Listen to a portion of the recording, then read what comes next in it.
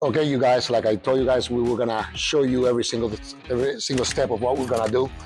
The seats need to be replaced. The upholstery needs to be done and changed.